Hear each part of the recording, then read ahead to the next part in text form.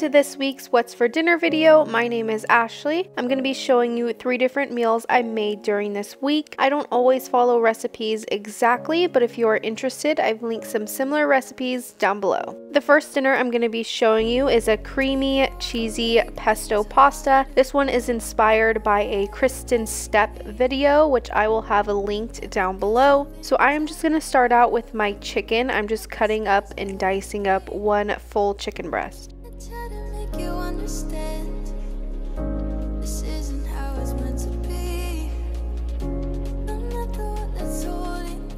So then I'm going to get started seasoning the chicken. I am going to cook the chicken first and then remove it and do the rest of the pasta. I'm just drizzling a little bit of oil on the chicken, and then I'm going to use some garlic and herb seasoning, some paprika, and some onion powder.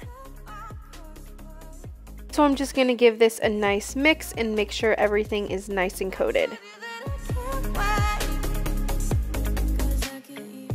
So I have a little bit of oil heating up on a pan on medium heat, and then I'm just going to drop in the chicken, and then I'm going to cook the chicken until it's all the way cooked through.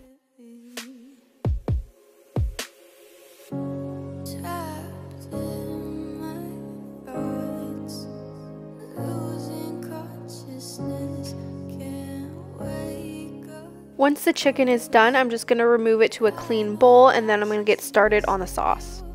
So I am going to do 1 full box of pasta, so I'm going to use probably this entire little carton of heavy whipping cream. I'm just going to heat this up until it starts thickening. Once it starts bubbling and thickening up, I'm going to add in some cheese. I'm just adding a couple handfuls of some Monterey Jack cheese. I think you can use whatever cheese you want.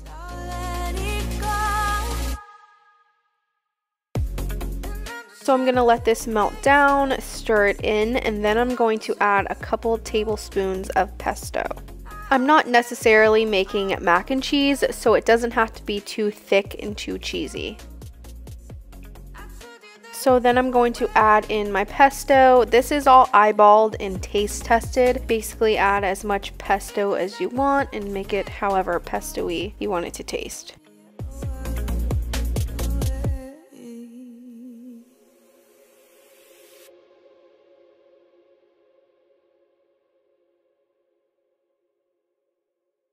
So once I think the sauce is good, I'm just going to season it. I just added in some garlic and herb seasoning, and then I'm going to start adding in everything, adding in the noodles, the chicken, and the broccoli. I just roasted some frozen broccoli in the oven and made it nice and soft, and then I'm going to add it in here. I'm also adding about half a cup of reserve pasta water just to help thin it out. Yes, I probably should have used a bigger pot, but then you probably wouldn't have been able to see it. Creamy pesto is not a new concept to me. I do like to use some jarred Alfredo and some pesto to make creamy pesto, but this is my first time making it homemade and making it more cheesy. This is how everything looked when it was done. It was definitely very good, and I would make it again.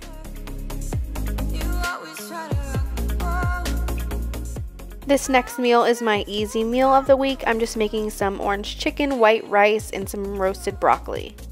So I'm just seasoning my broccoli with some Cajun seasoning and some garlic and herb seasoning. This will go in the oven at about 375.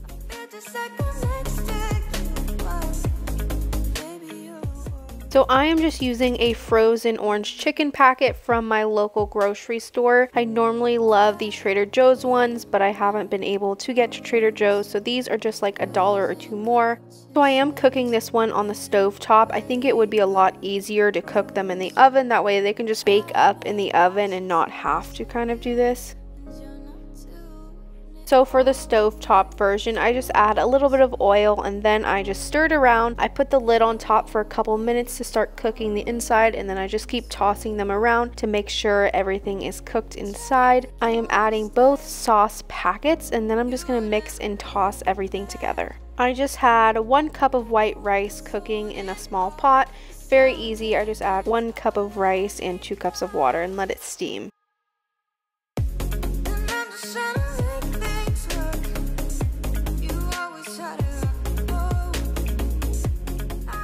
This is how everything looked when it was done. It pretty much tasted just like the Trader Joe's version, just $1 or $2 more.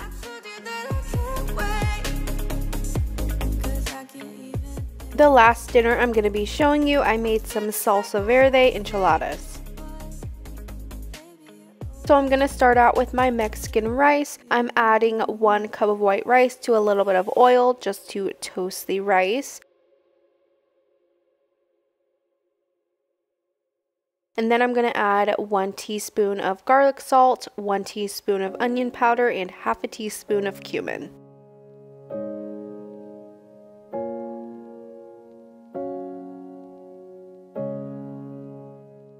So then I'm going to let the seasonings kind of cook and toast up together with the rice. Then I'm going to add half a can of tomato sauce.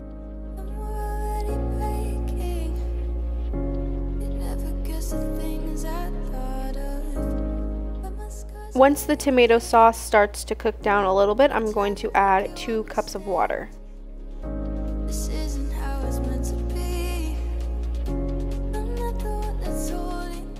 To that, I'm going to add 2 teaspoons of chicken bouillon.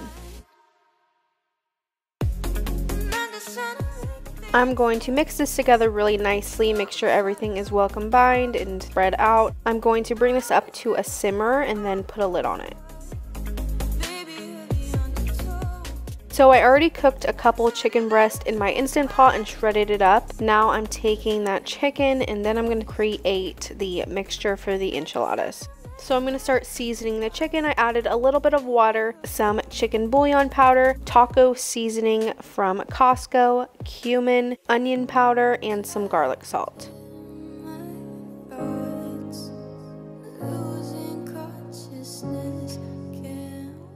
I'm also going to add just a little bit of the green salsa mixture. This is the Las Palmas green enchilada sauce.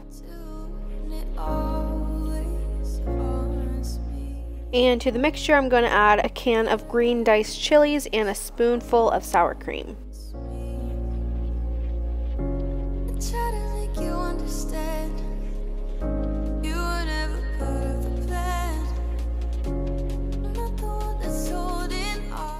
Once the mixture is nice and hot and slightly reduced, I'm going to add a handful of some Monterey Jack cheese.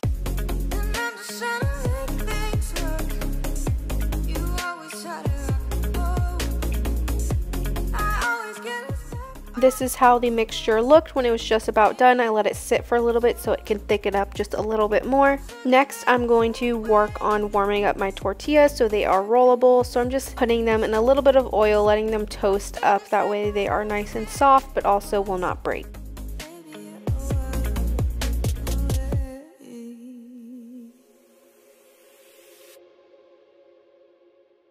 Once I rolled up all my tortillas, it was time to assemble the enchiladas. I just have a 13x9 dish. I just put a little bit of the enchilada sauce on bottom so it wouldn't stick. And now I'm just going to roll each enchilada. They were pretty wet and messy, but they made for really good enchiladas when they came out. So I'm just going to roll as many enchiladas as I can to fit the dish. I do like to have a little bit of separation between the enchiladas just so it's easier to grab and they are still full enchiladas when you are plating them.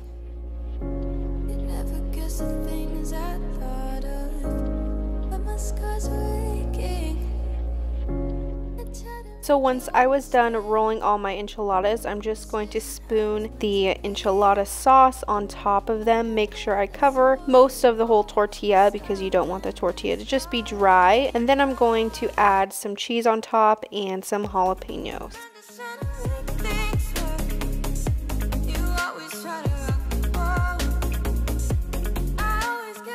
I covered this up and this went in the oven at about 350 degrees until everything was nice and bubbly and done. This is how everything looked when it came out. This was so good, probably my favorite enchiladas ever.